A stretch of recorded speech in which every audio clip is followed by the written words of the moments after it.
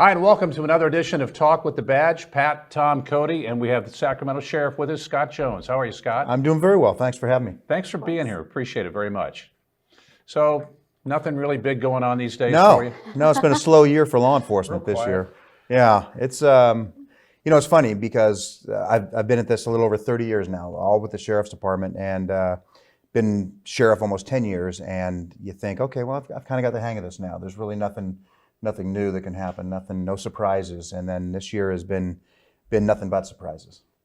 In situations like we've seen in the past month or so, how much information do you share with other cities, other sheriffs about how they're operating their town, or maybe things that are working or aren't working? Well, law enforcement, there's a couple of things. Number one, we're great at stealing best practices, so we're always looking to other agencies to find out what's working, or perhaps that's exactly what radio people do. Hey, it's plagiarism is encouraged, or more importantly, perhaps what's not working in other agencies to try and keep ahead. Right, that's the goal, to try and keep ahead of some of the trends that are emerging.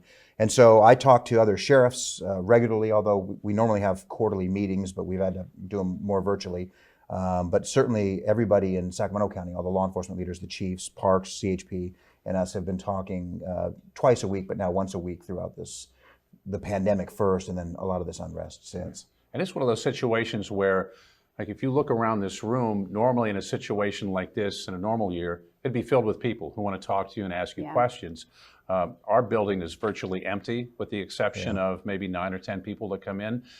You guys don't have that luxury. You're showing up to work every day. So originally, and early in there, we decided which, I hate using the word non-essential employees because they're all essential, but folks that could do their job remotely and that weren't really necessary for the critical day-to-day functions. So we sent a lot of those folks home. So on June 15th, we brought them all back. So virtually everybody is back to work now. But you're right, the frontline folks, the dispatchers, the officers, we didn't have the luxury of staying home. And we have not been untouched by COVID. We've had 13 of our employees test positive for COVID.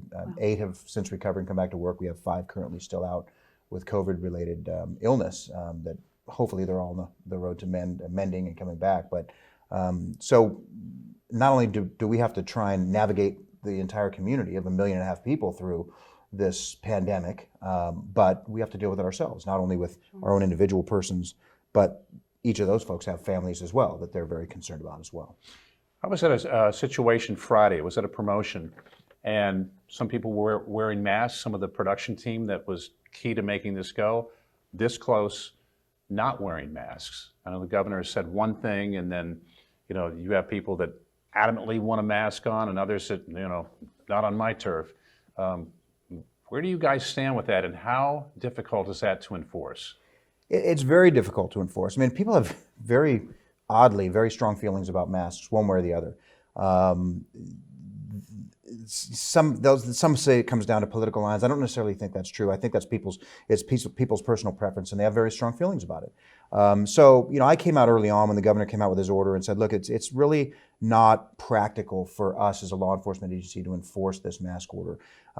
There's a lot of different ways it's going to be violated. For example, are we expected to go into protests and try and identify the folks that aren't wearing masks and take some enforcement action? Are we authorized? Should we use some level of force if someone's non-compliant? There's just no good outcome for using law enforcement to enforce what is basically a minor transgression. So our role from the very beginning, and continues to be, is one of education. Hey, look, wear a mask. So we comply with the governor's order inside of our facilities, and to the extent that we can, all of our folks, wear a mask. I wear a mask when I'm out, and not so much because I'm worried about getting COVID or recovering from COVID, but not everybody has that luxury of either being confident or having health and relative youth to be able to navigate their way through it. So when we see folks that are blatantly violating it, we try and really try and come at it from an educational perspective and try and implore their good nature and their kind of societal connection. It's not so much you, it's everyone else. So we just need to get through it, and that's just a little quicker way to get through it. There's some inconsistencies with it too, as far as some businesses it's required, and other businesses I can think of a few right off the top of my head where you can still go in and there's no requirement. It's kind of personal choice, so it's tough for you guys, and that makes sense. I want to know, just with everything that your department and departments across the country have been facing lately, how's your morale? How is the morale of your men and women? Well, I think a couple of things. There's really two factors to law enforcement morale. That's one is knowing that the community supports you. That hasn't changed. There's a lot of people screaming loudly. There's a lot of people talking loudly and saying things, but the reality is Gallup and other polls, we've done our own personal survey that shows that strong support for law enforcement sits right about between 70 and 80%. That hasn't changed. The people that have always supported us still support us. But the other piece that's real critical is having the support of the people that are in charge, right? For me in the sheriff's department, that's me. My folks know that I have their back, that they are doing the right things for the right reasons. They have their heart in the right place. They're going through their calling of law enforcement, and I support them, and I tell them that constantly. For a police department, it's a little bit tricky because they are not elected. They don't have the luxury of being completely autonomous from their city council, city manager, the politics of the city, as we've seen, even very close cities we've seen. And so that piece oftentimes is missing when you don't have the support. We've seen it in New York. We've seen it in some of the other major cities where they don't seem to have the support of the folks that are pulling the strings for their department, and then morale suffers. So, look, everyone in law enforcement knows that everybody supports us as much as they ever did. The rest of this stuff is just noise. People that love to scream loudly people tend to equate volume with veracity. The louder you talk, the more truthful it is. It's just not true. I mean, the support for law enforcement is there, but as some of these politicians, the mayors and so forth, get swayed by these loud voices, it does trickle down to the department. So fortunately, I think I would categorize morale in our sheriff's department, or sheriff's offices, as quite good, but I go out of my way to make sure that they know I have their back. So important. In what ways can the community reach out or help officers? Well, it's, I get so many stories every single day. Every single day I get emails, I get handwritten cards.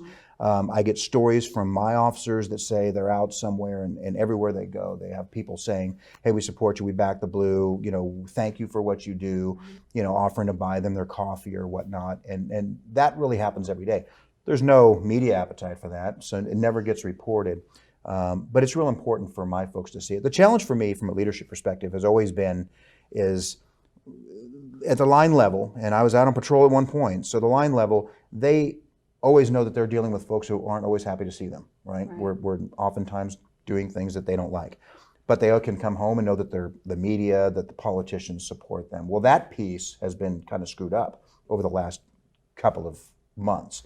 And so it's important for me, the leadership challenge for me is making sure that they still know that making sure that they know that the public still supports them and that they're doing the right things and just to keep doing that. So they see it every day and I see it every day, and it's just, kind of sharing that in kind of the sheriff's office family is the important part.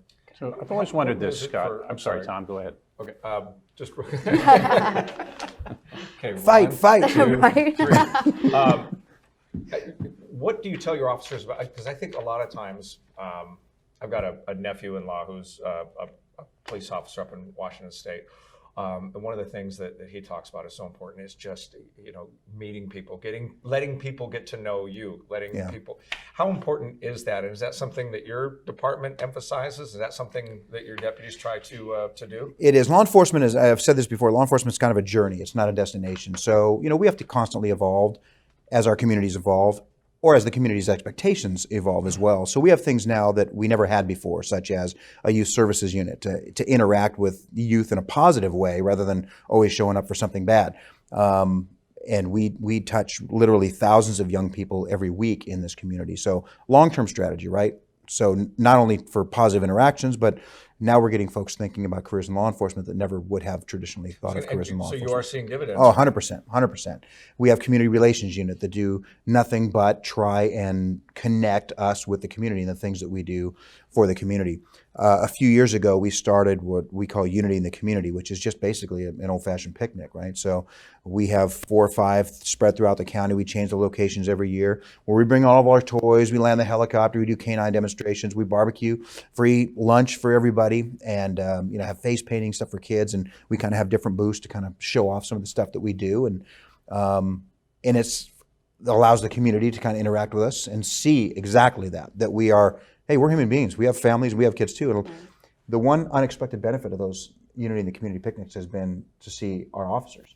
Our officers started showing up, even when they're not working. They show up and they bring their kids and their wives and their husbands and interact with the public. It's been really fantastic. So we haven't had any plan this year yet because of COVID, but we are going to get back to them as soon as we can. And we put them all out on our social media, so I encourage folks to follow all that to get all the good information. Scott, you've talked a lot about having your officers back, letting the men and women who work for you know what a great job they're doing, keeping their morale up. Who does that for you?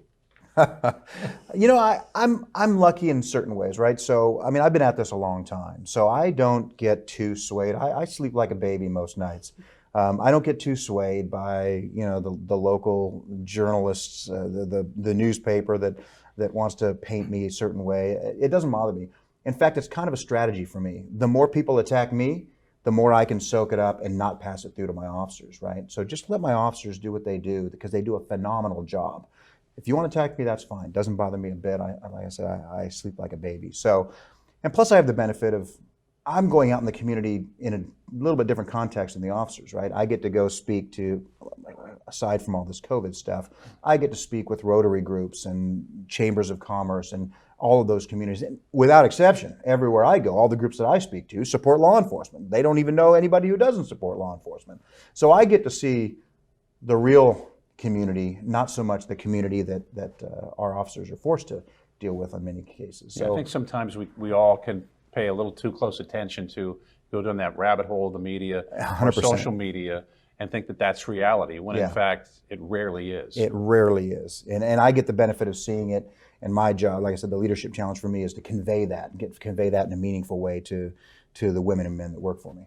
Okay, different question.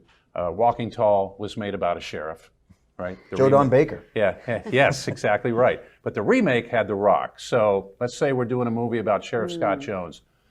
Who plays your part? Whew. Well, I hadn't thought about it. I've never been asked that question, oddly. Yeah, I don't know. I will tell you one of my childhood heroes was Clint Eastwood in Dirty Harry, but he's getting a little old on. now. He could direct. He could direct There it. you He's go. a great director. So I don't know. I'd have to think about that one. Someone. I could see, like, Randy Quaid 25 years ago. Really? I was going to go with Chris Hemsworth, but Yeah. Okay. I mean, there you go. That's a great choice. You're now my favorite. I have kind of a different question for you. I have an autistic son. He's 21. He's very low on the verbal range. 99% of the time, the most compliant kid you'll ever meet. I have two sons. If I ask my older son, Lucas, to clear his plate, it may take 5 times asking him. Dimitri, my autistic son, will do it right away. Happy, figures the world is built to love him, but he is such a creature of schedule and habit, and with COVID interrupting a lot of that. The other day, he had a behavior, and his behaviors in the past couple of years have manifested itself to where he will pull hair or go after your shirt, try to rip your shirt. It's something we've tried to extinguish. We have a lot of people working towards this. It ebbs and flows. It'll go for a while, 6 months, nothing, and then 2 incidents within a week. So he had an incident, and it happened out on the street corner of like 2 houses away from where he lives with his mom. And a neighbor saw this. He went after a tutor. His daycare lady was with her or with him, and his schedule had been very upended that day. The person who was supposed to come in and take care of him in the morning, canceled. His home program tutor in the afternoon, canceled. It was supposed to be a day that I picked him up and took him to dinner and then had him for the weekend. I had a promotion in Folsom, so that had to be delayed. Even all of that explained to him. You could tell he was agitated. So the daycare lady decided, I'm going to take him for a walk and get his mind off of this. Well, he went after her hair, knocked her down, right? She did a textbook delivery of how to deal with it, how to de-escalate it, grabbed his hands, yelled in his face, got him off of her, sat him down, and then started asking him a series of questions, things that he understands. What's your name? Where do you live? What's your dad's name? What's your mom's name? What's your dog's name? Had him count to 30. In the middle of this, a neighbor saw it, came running over, a neighbor who's lived across the street from him his entire life, and started yelling, call the police, you need to call the police. Started using terms like assault, right?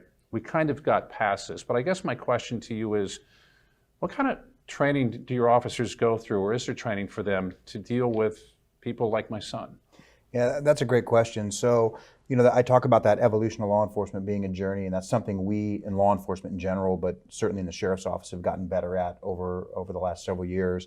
And, taking that to a little bit different scenario, often a call that we get frequently is parents that have been dealing with a mentally ill child all their life. They may be an adult child still living at home, but at this particular moment, they might be out of control. There might be issues where law enforcement has to be called. The family feels like they have to call law enforcement, and we show up, and we don't have a particularly large set of tools. We don't have a large toolbox for that, and so it ends up devolving into a fight, and sometimes, in rare instances, but it does happen, it ends up that we have to use deadly force or some force against that person. And I have a tremendous amount of empathy for that, because I have no problem winning a fight if someone's bent on fighting us and or a bad guy, they're shooting at us and we shoot at them and we hit them. I have no problem with that, but I do have a tremendous amount of empathy for that. And so a number of years ago, I committed, in fact, to a father of one such instance, that we would do a better job. And so we started going around the country looking at best practices and how do we deal better with mentally ill persons and try and avoid some of these different disabilities or learning deficiencies, and how do we deal with this? Because we were responding one way. If someone has a cognitive impairment of some sort or a mental disability, we just maintain distance. We treat them all the same way, and obviously there's different approaches depending on what condition you might have. And so from that, we developed a number of things. Number one, we have a lot better training to differentiate among different types of disorders and have a different response to each. We also have community response teams that pair up deputies, sworn officers, with clinicians, with mental health clinicians. So if the appropriate call, we can dispatch that team so we can have more of a treatment response versus a law enforcement response. But I know there's been a lot of talk, and it kind of goes into this defunding discussion about we may not be the best person to handle calls like that. I was just going to ask you if you felt like your officers are being asked to do too much. Well, we are definitely asked to be jacks of all trades, right? And we are asked to be experts in a lot of different things. Homeless, the many different kinds of homeless, from the down on their luck folks that we all have an amount of empathy for, to the ongoing criminal enterprise homeless, or the perhaps dangerous sexually violent predators, or drug addicts, or alcohol dependent homeless people. So we're asked to become increasingly experts in an increasingly wide variety of fields. So, as I've told our county leadership, look, I'm wide open to the discussion about how can we better respond, what might be a better way to handle some of these, especially mental illness calls or cognitive impairment calls and homeless calls. Understanding, of course, that that's not going to completely eliminate law enforcement from the equation, because oftentimes it's going to be too dangerous for simply a clinician to go into a situation and try and deal with that. But so, it's not a perfect answer, but we don't have a perfect response. We continually train to it. We continually partner with NAMI and other community partners to try and develop best practices. Do you think it will continue to evolve into something where you have community outreach people who are more trained up than they are now, or they train with officers? Yes. Just going forward, do you think that there are going to be breakthroughs and new steps kind of achieved in this? 100%. I hope there is. I will say I'm 100% hopeful that there will be, because again, we have a limited number of tools in our toolbox. We are law enforcement officers, and so to the extent that they can come up with some other plan, it's not perfect. And obviously, and honestly, I don't have a lot of faith in the state government to be able to come up with something that's good and effective. But I hope they do. I hope I'm wrong, because I think there's likely a better response to some of these calls. Understanding that law enforcement will still have to be the primary responder when there's issues of safety involved. Mm-hmm. But that's not to say that a lot of these calls couldn't be taken off of our plates and handled better. Our homeless outreach team right now, we have teams dedicated to homeless outreach, for example, and we have everything from housing vouchers if they need or food. We can connect them to a number of different community resources. But again, we have a limited number of tools in our toolbox. We're law enforcement officers, so if there's some other entities that can respond to that in most cases and deal with that, all the better. And 30% of our calls involve homeless in some way. Wow. in some way. So a business owner saying, hey, there's a guy passed out my doorway, my customers can't get it, whatever the reason, 30%. So even from a selfish perspective, if I could free up at least half of that, that's 15% more resources that I could deploy my officers to doing other things, preventative and proactive policing. So yeah, I'm hopeful. I'm optimistic. I'm engaged and stand ready to engage in these discussions, either at the local level or the state level, if asked. But I think we will get to a better place. I want to change my answer from earlier. I'll play you in a movie. Oh Get Randy gosh, Quaid. here we go. I'm I like Randy Quaid. I just, picture him in that sweater and the dickie, and I just don't know. How about Liam Neeson? Is that a little better? Liam's good. Is that all right? Yeah, he's I like Liam. Not bad. Okay, I thought it was important to get that in there. Yeah, You can't leave that one. And You on can't that leave that note. one. I see sit. that. I see that. We do have kind of a sheriff quiz. All right. Oh gosh. All right. So Well done. let's just kind of see how you do here. I'm going to name a sheriff, and you tell me the show or the movie that they are from. Unless we have any more serious questions. We want to get those out of The way first? difficulty with that, of course, is I have a hard time watching a lot of these cop shows. Okay. Oh, I Well, can okay, imagine. I think that's a good That's a question. good point Yeah. because every time I see a show about a radio station, they So never true. wear Right. headphones. I mean, there are things Yeah. that just Yeah. Or are even TV Is broadcasting. there a show where you go, you know what, that's close? Well, I mean, obviously the unscripted, the cops and things like that are pretty accurate, even though some of that is adjusted. But yeah, those are pretty accurate. But The Wire, maybe? I haven't watched The Wire. I've heard it's very good, and that's on my queue, but I haven't watched it. So I think like maybe some of the old school stuff, like Hill Street Blues and back in the day. And I do watch some. Like I like Blue Bloods, but I like it more for the drama and the interaction than the actual. Right. When they get to the actual cop stuff, and I can kind of differentiate. My wife loves it, so I always am forced to watch these things. But and she's after 25 years of marriage, she's finally got me to keep my opinions to myself instead of jumping up and saying that doesn't happen. So we get along famously, but yeah, I mean, I just have to separate myself from the actual procedural part of it, from the actual enjoy drama. it for what it Enjoyable. is. That's exactly right. Right. All right. Sheriff Roscoe P. Coltrane. Roscoe P. Coltrane. That was Dukes of Hazzard. Good. All right. Sheriff Buford T. Justice. Oh, that was Smokey and the Bandit. Great movie. Sheriff Woody Pride. Oh, I know that. What is it? Toy Story? I didn't even know Woody had a last name. I didn't either. If you just said Woody, I probably would have got Right. it. Sheriff Amos Tupper. Ah, Probably show your grandma watched. I got nothing. Murder, She Wrote. Sheriff Andy Taylor. Of course, the Andy Griffith Show. And let's go last one here. Sheriff Little Bill Daggett. Clint Eastwood movie. Played by one of the all-time gotta be a great Western, character right? actors, Gene Hackman. Unforgiven. Oh, Unforgiven. I was going far back into his spaghetti westerns, trying searching. Unforgiven was a great movie. Not bad.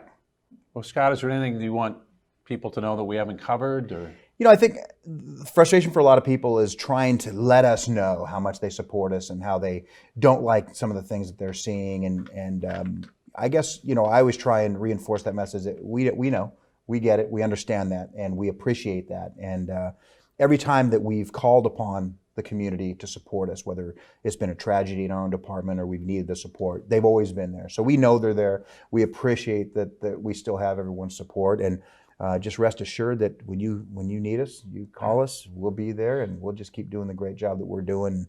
You just keep giving us the great support that they give us. we appreciate everyone who works for you. Appreciate that. Thank you. And one of the things that's always struck us from the day they got into the Sacramento community is when the worst things happen to officers, Dutch Brothers, they always step up. Yeah. Dutch Bros has always been a good community member. So hopefully that kind of support, A, is not needed, Yeah. but B, is felt. Yeah, it's very much felt, and they're one. They get a high-profile recognition oftentimes when things like that happen. But there are smaller acts of kindness. Certainly during times of tragedy, our coalescence around our department. But every single day, there's small acts of kindness from individuals and businesses all over this county. Again, it doesn't make for great news, I guess, but we feel it and we appreciate it. That's the most important thing. Yeah. All right, Sacramento Sheriff Scott Jones, thank you so much. Thanks, It's great guys, meeting for having me you. on. I Thank appreciate you. it. Nice to meet you guys. Right. Thanks for watching Talk with the Badge.